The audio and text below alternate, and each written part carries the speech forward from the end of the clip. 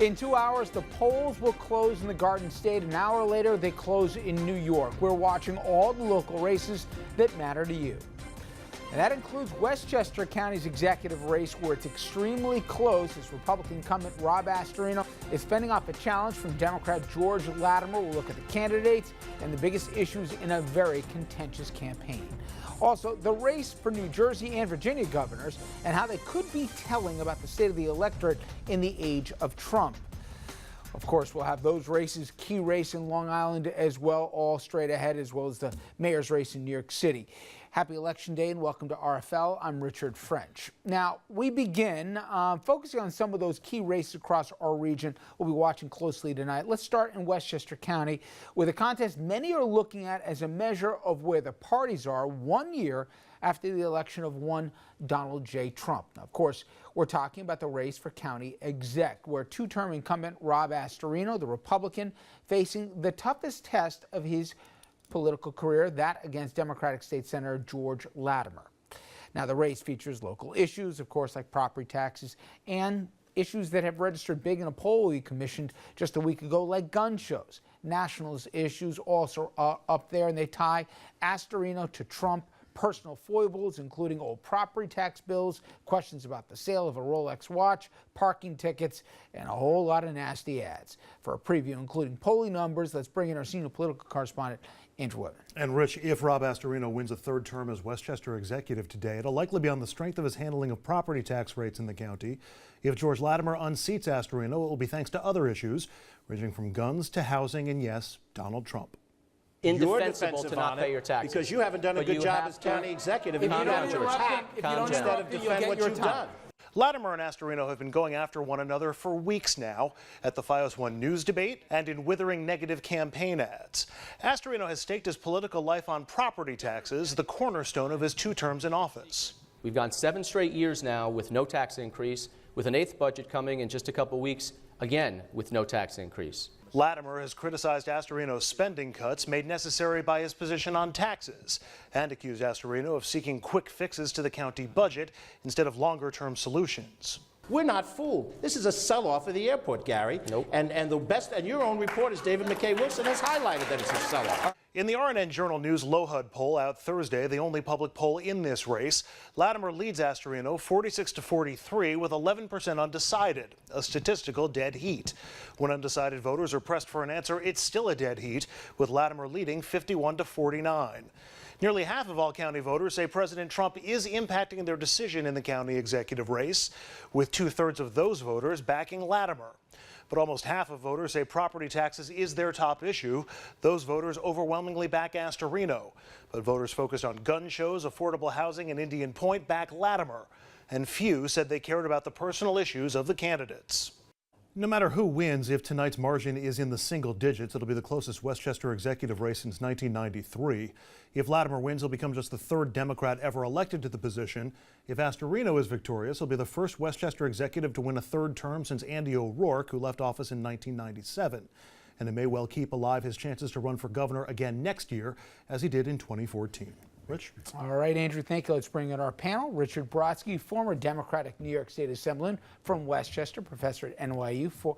And we're also joined by former Suffolk County Executive Steve Levy. He, a Democrat who switched parties when he ran for governor. And Andrew, who you already met, senior political correspondent. By the way, that 93 dig here was at Richard Brodsky. Wasn't it a dig? It wasn't a dig. This is a family show, you know. Yes. So I'll talk to you later. We don't cut away to Richard when he was doing was that. A former assemblyman, too. That's where right. we met. It's abbreviated by Senate because there's a lot to get into. All right, Mr. Westchester, this thing has had everything, including $1 million of outside money from just one PAC, a whole lot of money spent, got real nasty, the personal stuff, the policy stuff, age of Trump, we covered it all. At the end of the day, our polls got this thing in the margin of error. You've got some quasi-scientific early turnout numbers that say not everyone's staying home, right? I asked at my polling place in Greenburgh, which is a high-performing Democratic district, what the turnout was, and it's high. Now, I suspect that across the country today, you're going to see these races decided by who's the more motivated party. Campaigns have been about persuading undecideds, and they've become about motivating the base. And in Westchester, where the turnout was 30% in 09 and 33% in 13. If it gets up to 35, I think Latimer will be all right. Interesting. Steve, it's interesting in a Democratic registered county, 2.5 to 1. Astor has not won once, he's won twice here and possibly a third term. Some say it's the quality of the competition. Other people say that, you know, as long as you keep property taxes, that's the only thing that matters in these races. What do you think's up here? Well, I served with Rob Astorino when I was Suffolk County Executive. He had just come in as Westchester County Executive. And I found him to be very impressive in that he had a strong ideological core. He said he was going to make property taxes his #1 priority, and he carried it out. I mean, it's a pretty tough thing to do, I can tell you, as having been a county executive. The problem he's got this year, not to say he can't win, but the reason it's more difficult, number one, you're going against a state senator, as the case in Nassau County, where you have Jack Martins, a state senator. That area is huge. It encompasses a third, a quarter of the entire county. People know that person. He's been giving out member items. He's been going to Eagle Scouts, so that's a known quantity. Secondly, look at the year. 2009 is when he first won. Got reelected in 2013. Very good Republican years. Obama won in 08. You had the backlash with the Tea Party starting to ferment in 09. You had the same thing after 12. The party in power is going to lose the following year. Now it's reversed. We have Republicans in power in the White House. There's a natural reaction to that, which should mean more Democrats come to the polls.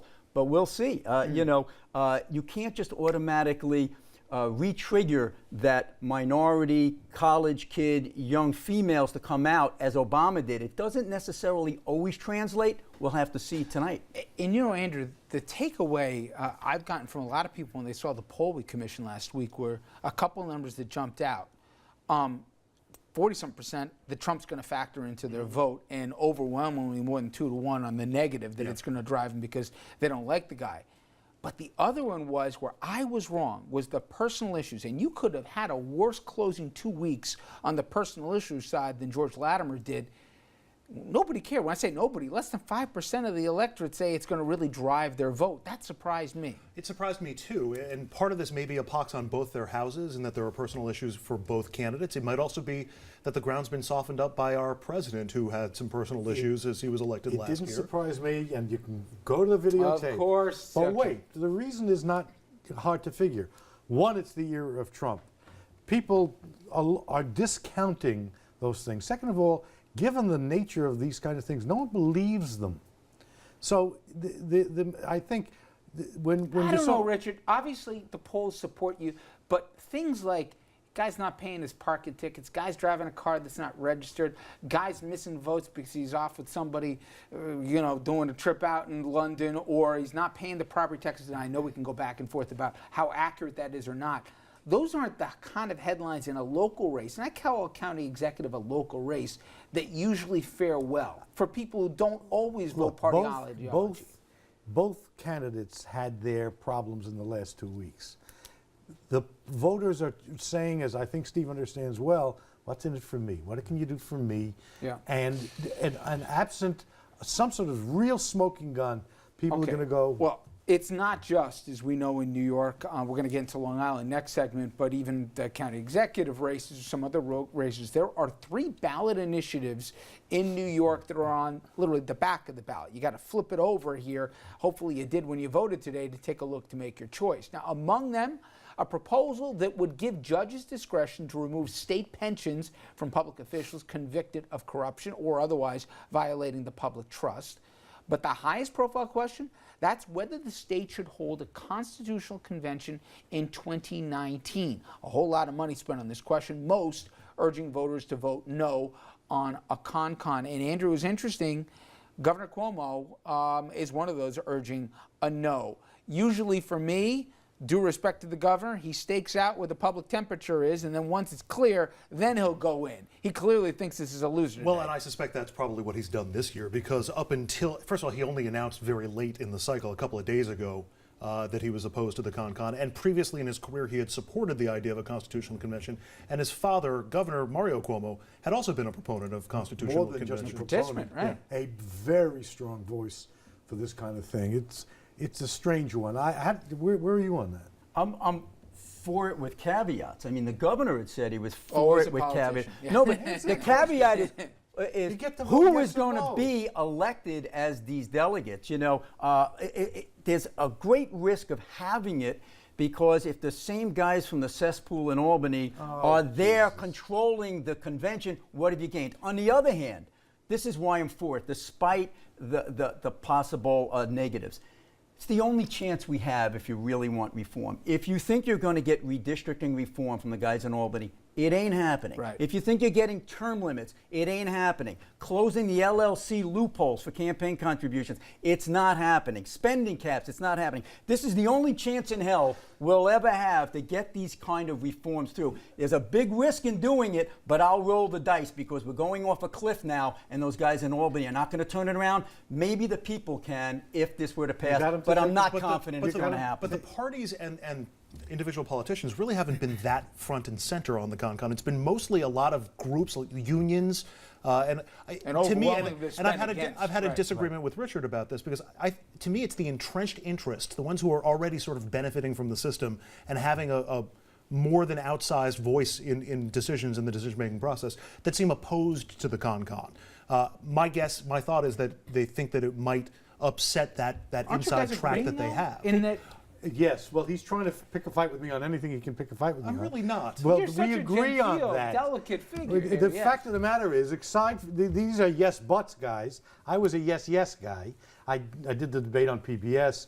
Look, nothing is risk-free in life, but on balance, it is the way the good things in our Constitution came from conventions. Wait, I'll save time because you're preaching to the choir here. My only point I thought is, you were a yes but also. No, at the end, yes, there's risk involved, but compared to what? He said it better than me. Steve's right. If you don't do this, it's never gonna. You'll do this piecemeal here or there. So my only point is this: if you weren't paying attention, the four of us follow this stuff. The vast majority don't. Okay.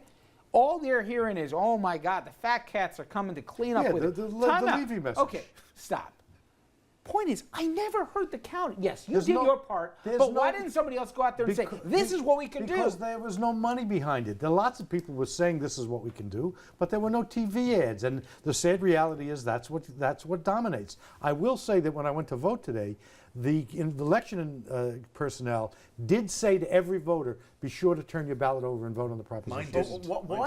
Why are these special interests so adamantly opposed to the Constitutional Convention? Because they control the system now. They control the guys in Albany now. Hey, we've got these guys in our pocket. Why do we want to rock the boat? You're going to bite. You're going to react. Don't do it because I got to go to a break. When we come back, we're going to head out to lovely Long Island and take a look at Nassau County, where the executive race there, and many people say, could also be a litmus test, closely being watched well off the island. We'll be right back after this.